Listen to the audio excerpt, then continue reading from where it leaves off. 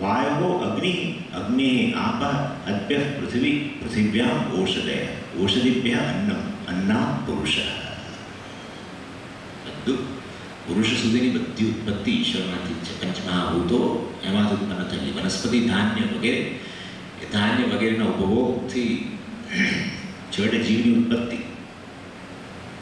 આ રીતે બધું જ, બધાનું ઉપાદાન ઈશ્વર હોવાને કારણે બધું એને પ્રત્યક્ષ છે. વાસ્તવિક અર્થમાં ત્રિલોચન છે, સર્વજ્ઞ છે, ત્રણેય કાળનું જ્ઞાન છે. માત્ર ઈશ્વર નહીં, ઘણા યોગીઓ પણ, મોટા યોગી લોકો પણ આવું ત્રિકાળ જ્ઞાની હતા. ભૂતની વસ્તુઓ પણ એમને જોઈ શકતા હતા. ભવિષ્યમાં આવનારી વસ્તુઓની પણ ઘણી ખબર રહેતી હતી. ઈશ્વર તો મહાયોગી છે, માટે ત્રિલોચન છે. ભસ્માંગરાગાય, ત્રીજું, ભસ્મ જેનું અંગરજન દ્રવ્ય છે. અંગરંજન એટલે પાવડર, ઓષ્ઠરંજન એટલે લિપસ્ટિક, અંગરંજન એટલે પાવડર. આ ભસ્મ ભગવાનનો પાવડર છે. પોન્ડ સ્ટેલ જે તમે એ ભગવાનનો પાવડર. કરવું તો પડે, કે શું છે, ઈષ્ટ દેવતા છે, એવા રૂપમાં હાજર રહેવું પડે. પેલા લગ્ન માટે ગયા તો પેલા મેના, આમના પાર્વતી દેવીના માતાજી, આમના ભાવિ સાસુ, કે તમે આ શું, તમે સીધા સ્મશાનમાંથી અહીં અમારા ગાર્ડે આવા જમાઈ જરા ઠીક થઈને આવો, જાઓ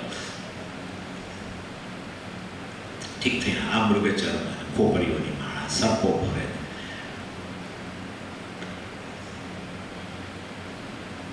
ઠીક થાવ. પાછા ગયા, જરા તૈયાર થઈને. ભગવાનને થયું કે હું શું કરું, કોસ્મેટિક કરું, કોસ્મેટિક. બે ઘર છે, ક્યાં સાસરે રહે છે ભગવાન, હિમાલય, ક્યાં આ બેમાંથી એક જગ્યાએ ના ગયા. લોકો બધા કે ખરા કે ભાઈને તો કૈલાસ ગમે ના તેને બધું, પણ તમે જો કૈલાસ પર નવેમ્બર મહિનામાં રહી બતાવો તો ખરા, આ સિઝનમાં નથી રહેતા. તો બધું બહુ આપણે બધું પહેરીએ, આમ ને તેમ, આટલા લીટર પાણી પીએ ને આ ગોળીઓ ખાઈએ, પેલું કરીએ, રોજે રોજ પેલા સૂકા મેવા ખાઈએ, કેટલું ત્યારે અતિ કઠિન છે. ખાવા કશું ના મળે, આટલું ઘાસનું તણખલું ના દેખાય તમને. એવામાં ભગવાન રહે. ક્યાં સ્મશાન, ત્યાં કોઈ ના છે. સ્મશાનનું નામ માત્ર ત્યાં પડ્યા રહે છે, અને ત્યાં આ પ્રકારનું કોસ્મેટિક દર્શન આપવા માટે. ભસ્મ એવું છે. ભસ્મનું ઉદ્ધુલન બહુ સુંદર વસ્તુ છે. ત્રિપુંડ બે રીતે થાય છે. ત્રિપુંડ ક્યાં આખા શરીર, બંને અર્થ લઈ શકાય છે. બંને અર્થ છે. પ્રયાગની અંદર જ્યારે ખૂબ ઠંડી પડે ત્યારે કુંભ શરૂ થાય, જાન્યુઆરી ફેબ્રુઆરી. કુંભનો નિયમ એવો છે કે સૌથી પ્રથમ નાગા સાધુઓ સ્નાન માટે જાય, વહેલી સવારે, વહેલી 4 વાગે. પ્રયાગમાં રહેતા હોય ક્યાંય 3-4 ગંગા કિનારાથી 3-4 કિલોમીટર દૂર હોય, જાય 4 વાગે ગંગામાં જાન્યુઆરી મહિનામાં ડૂબકી મારે. તમે જાણો છો, નિર્વસ્ત્ર નાગા સાધુ. અને પાછા એ લોકો શું કરે ખબર છે? આખા શરીરે પહેલા ભસ્મ ચોળી દે, પછી સ્નાન કરે, બહાર આવી વળી પાછી ભસ્મ. ભસ્મ તમે ચોળી જોજો. હવે શિયાળો આવે ને ત્યારે કોઈ એક જગ્યાએ જ્યાં ઠંડી લાગતી હોય ત્યાં સહેજ ચોળી જો, 5 મિનિટમાં તો ગરમી લાગશે. તો પ્રયાગ કરતા 20 ગણી ઠંડી કૈલાસમાં. હું તો આશરે જ કહું છું, 20 ગણી કેટલી હશે તો ભગવાન જાણે. એમાં મહારાજ ક્યાં દિગંબર છે ભગવાન, તો ક્યાં મૃગચર્મ, ક્યાં વ્યાઘ્ર ચર્મ પહેરીને બેસવાનું હોય. આ ઠંડી કેવી રીતે ઉડાડી, ચોળી દીધી. ભસ્મનો અંગરા તો સામાન્ય અર્થ છે. વધુ રહસ્ય હવે તમને ભસ્મ. ભગવાન કઈ ભસ્મ ધારણ કરે છે? ચિતા ભસ્માલેપો ગરલ વસનમ દિગ્પટધરો. ચિતા ભસ્માલેપ, ચિતાની ભસ્મ, સ્મશાનની ભસ્મ. એટલે જ ભગવાનને લોકો તામસી કહે છે, કારણ કે સ્મશાન અત્યંત ઘૃણાસ્પદ સ્થાન છે. ત્યાં કોણ રહે? કોઈ ના રહે. અને તામસી બોલવાવાળા ભગવાનને જે લોકો તામસી કહી રહ્યા છે બધાએ અંતમાં ત્યાં જ જવાનું પાછું. અને ત્યાં ગયા પછી કેટલાય વર્ષો બધા પડ્યા રહે. ત્યાં કેટલું કષ્ટ એની કલ્પના કરો. બંધુ સૂત વગેરે જે આવીને તમને અગ્નિદાહ આપી ગયા પછી ક્યારેય ફરકે નહીં. એ દિવસે ફરક્યા. ત્યાંથી અડધો કિલોમીટર દૂર રહેતા મારા દાદા દાદી કે મેં અહીંયા એમની શું હાલત છે કોઈ જોવાના. એ શાળાની અંદર પાછી જિંદગી વિતા આ પડ્યો છે. અત્યંત કષ્ટ થયું છે. જીવનભર જઈને મેં મારા કર્યું. હું અહીંયા જ પડ્યો છું. આ બાજુ આવવાનો કોટ, એ બાજુના કોટની દિવાલે ના જાય, પેલી બાજુથી જ જાય. રાતે 8 વાગી ગયા તો સ્મશાન બાજુનો રસ્તેથી ક્યારેય ના જાય. એકલો પડી ગયો વિચાર. એની વારે કોઈ થતું નથી. હું ક્યાં હતો, શું કરતો હતો, કેવો હતો, જીવનભર મેં શું કર્યું, અને અત્યારે મારી કાળજી લેનાર કોઈ નથી. ન તો બ્રહ્માજી આવે કે ન વિષ્ણુ આવે, ન સગા સંબંધી આવે, કોઈ ના. માત્ર ભગવાન આપત્તિ કાળમાં એને આલિંગન આપનાર માત્ર શંકર છે. કેવી રીતે? હા, ભસ્મનો અંગરાગ કરીને. બરાબર. આપત્તિ કાળે છે ને કોઈ પણ વ્યક્તિ ખાલી શબ્દ પણ બોલે ને બહુ જ મધુર લાગે. એક મહાત્મા આવી રીતે જતા હતા જંગલમાં, રાત પડી ગઈ. એમને થયું કે બહુ સરસ જંગલ ને મંગલ, ત્યાં સુઈ ગઈ. 10 જ મિનિટ થઈને આખા શરીરે મચ્છરો દોડી ગયા. ઊભા થઈને ભાગ્યા કે આ જંગલની બહાર નીકળી ગયું. એક પગદંડી હતી, ત્યાંથી ચાલુ કર્યું ચાલવા. 7-8 કિલોમીટર દૂર, પણ રાતનો સમય. 3 કલાક ચાલ્યા પછી તો ગાઢ જંગલ આવી ગયું. બિહાર જાનવરોના જાતના અવાજ. એટલા ગભરાયા, મોટેથી ભગવાનને પુકારવા લાગ્યા, ભગવાન બચાવો. કશું આવ્યું નહીં. એટલામાં એક ગાયો ચરાવનાર થોડી ગાયો લઈ નીકળ્યો. એને જોતાની સાથે જ આ મહાત્માને મધુરાષ્ટક યાદ આવી ગયું. અધરમ મધુરમ વદનમ મધુરમ સ્મરણમ મધુરમ. તારું તો બધું જ મધુર છે ભાઈ. ખ્યાલ છે? આપત્તિ કાળે માત્ર કોઈના શબ્દો પણ બહુ છે. આ તો વાસ્તવમાં હાથ પકડી અને પોતાના શરીર આલિંગન આપે છે ઈશ્વર. એ સ્વામી, જીવ તો અલગ ને શરીર અલગ ને. એક તો શરીર ભસ્મ થયું. યાદ રાખો, જીવની મમતા શરીરમાં ચાલુ જ રહે છે. નહીં તો એ નવા યોનિની અંદર એને શરીરમાં મમતા ન હોય, પણ જે શરીર ધારણ કરે એમાં મમતા એની રહે છે. એનો અર્થ કે એ શરીર ભલે પડી ગયું, એનો મમકાર છે. એના કારણે એને એમ જ છે કે આ મને કોઈ આલિંગન આપે તો સારું. બંધુ સખા કોઈ નહીં, બ્રહ્માજી નહીં, વિષ્ણુ નહીં, માત્ર શંકર આલિંગન આપે. એ બેટા હું તારી સાથે છું. પ્રત્યક્ષ તો બધા થતો જ હશે, આ જગતની અંદર થવાનો જ છે. ચિતા ભસ્માલે બસ્રગપિ દુકરોટી પરિકર. આ એક વસ્તુ. બીજું આધ્યાત્મિક થોડું રહસ્યની અંદર રહેલું છે. ત્રિપુંડની અંદર 3 રેખાઓ.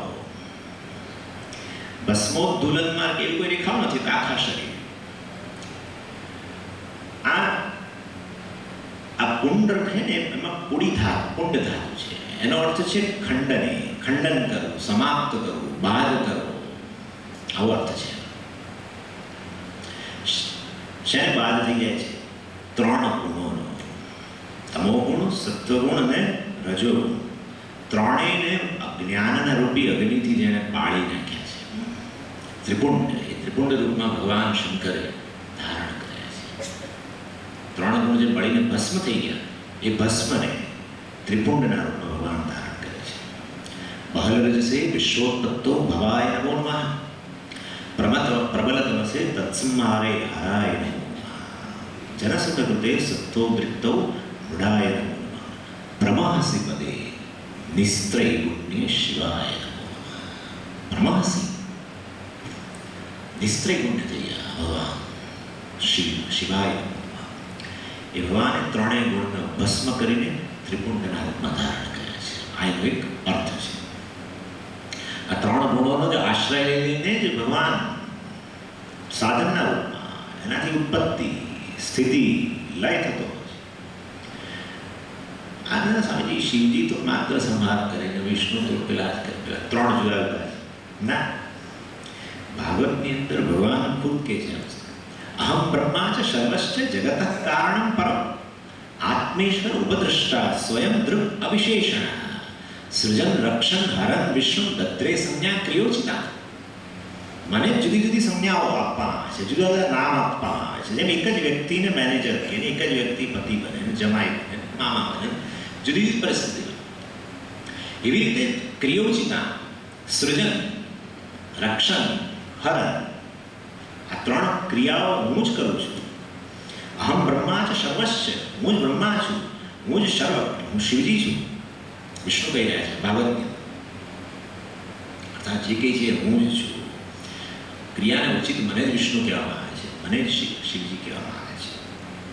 ભગવાન ત્યાં આગળ કહ્યું ત્રયાણામ એક ભાવાનામ યોન પશ્યતિ વૈ વિના સર્વભૂતાત્મનામ બ્રહ્મન સ શાંતિ ગતિ ગચ્છતિ. આ ત્રણેય જે એક જાણે છે એ છેવટે શાંતિ પ્રાપ્ત કરે છે. આ ત્રણને જે જુદા જાણે છે એનો છેવટે નાશ થાય છે. દક્ષનો નાશ થયો. દક્ષનો નાશ થયો. વિષ્ણુને બોલાવ્યા યજ્ઞમાં સ્થાન, બ્રહ્માને બોલાવ્યા સ્થાન, શિવજી જમાઈ તો દીકરા જાણી જોઈને અપમાન જે હોય જુદા જાણે તો નાશ. મૃત્યોસ્ય મૃત્યુમાપ્નોતિ એ હિય નાના ઇવ પશ્યતિ. કઠોપનિષદમાં કહ્યું નાના ઇવ પશ્યતિ. દ્વૈત દર્શન કરે તો મૃત્યોસ્ય મૃત્યુ હંમેશ માટે મૃત્યુને જ પ્રાપ્ત કરે છે. જે અભેદ દર્શન કરે છે આ ઈશ્વર બ્રહ્મા વિષ્ણુ કે શિવ આત્મા એક જ છે એવું અભેદ દર્શન કરનારને છેવટે શાંતિ પ્રાપ્ત થાય છે. આ ત્રણેય ગુણોને બાળીને ભસ્મ કરીને મસ્તક પર કેમ લગાવે? ભાઈ ગુણોને બાળવા માટે મસ્તકની જરૂર છે. ગુણોને બાળવા માટે મસ્તકની જરૂર, જ્ઞાનની જરૂર છે. હા, જ્ઞાન અહીંયા થાય, અહીંયા ના થાય. જ્ઞાન દ્વારા ભસ્મ કરે માટે અહીંયા ધારણ કરેલા ત્રિપુંડના રૂપમાં. જોકે દક્ષિણમાં તો આખા શરીરમાં ત્રિપુંડ માતાઓ પણ લગાવે દક્ષિણમાં.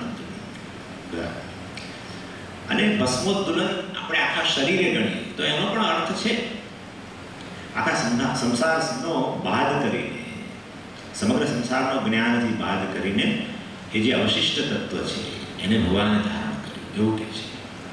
તમને થશે કે આ ભસ્મ વસ્તુ નકામ, ખરેખર ભસ્મ જ કામની વસ્તુ છે. આયુર્વેદમાં તમે બધી વાપરો છો, ભસ્મ વાપરો છો. સુવર્ણ ભસ્મ, ફલાણાની ભસ્મ. ભસ્મ એટલે સાર, એ વસ્તુનો જે સાર છે એ ભસ્મ છે. આમ સમગ્ર સંસારનો બાદ કરીને એના સારરૂપ પરમ બ્રહ્મ હું છું એવું શિવજીએ બતાવવા માટે ભસ્મોદ્દુલન કર્યું. કર્પૂર ગૌરમ કરુણાવતારમ સંસાર સારમ. સંસારનો સાર ભસ્મ સારરૂપ છે, એને ધારણ કરી ભગવાન. આ ભસ્માંગરાગા એનો અર્થ છે. ક્યાં ત્રિપુંડની રીતે, ક્યાં ભસ્મના ઉદ્દુલનની રૂપે. મહેશ્વરાય ચોથો વિશેષ, મહેશ્વરાય. અન્ય સર્વે ઈશ્વર, આ મહેશ્વર. અન્ય સર્વે દેવ, આ મહાદેવ. લક્ષ્મીનારાયણ મહાદેવજી છે આવું કોઈ બોલે? લક્ષ્મીનારાયણ મહાદેવજી છે આવું કોઈ બોલતું મેં નથી. તમે સાંભળ્યું? લક્ષ્મીનારાયણ દેવજી જે છે બરાબર છે. હર હર દેવ, સ્વામીજી ભૂલી ગયા. હર હર મહાદેવ, બરાબર મહાદેવ.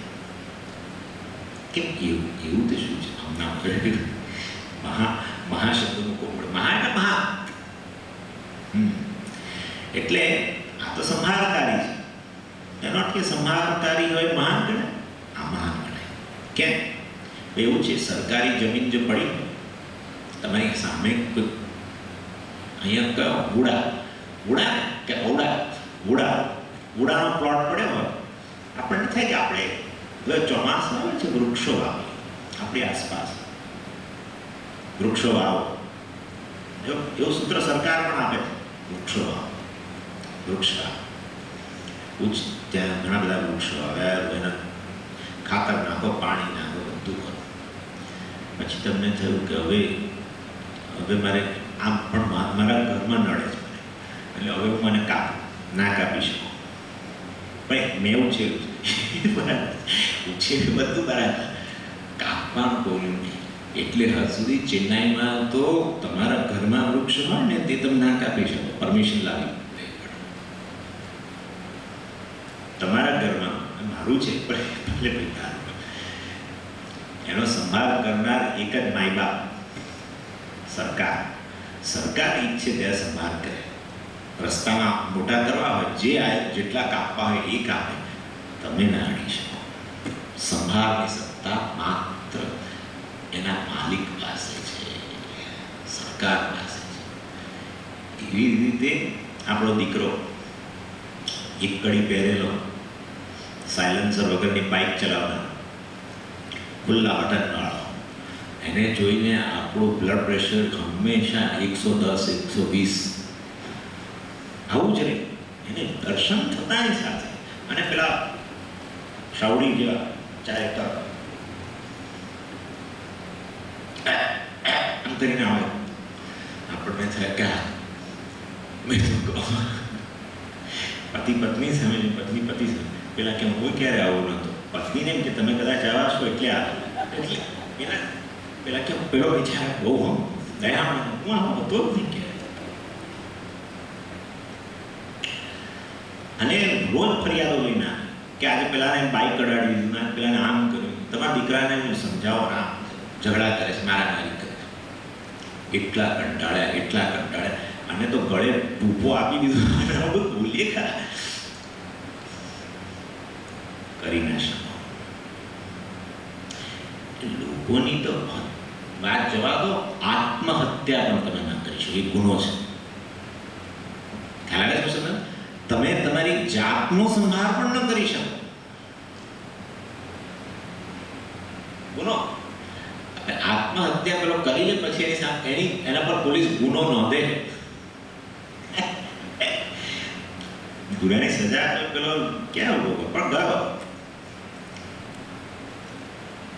હત્યા કરીને માણસ આવ્યો હોય, તમારા ઘરમાં છુપાઈ ગયો, એની તમે હત્યા ન કરી શકો, બરાબર છે? એનો અર્થ એવો થયો, સંભાળ કરવાની સત્તા માત્ર ઈશ્વર પાસે છે, માટે મહેશ્વર છે. સર્જન કરી શકો, તમે સર્જન કરો, બ્રહ્માજી સર્જન કરે, તમે પાલન કરો, વિષ્ણુ પાલન કરે. સંભાળ કોઈ ન કરી શકે, માત્ર પરમેશ્વર, માટે મહેશ્વર. માટે મહેશ્વર છે, મહેશ્વરનો અર્થ.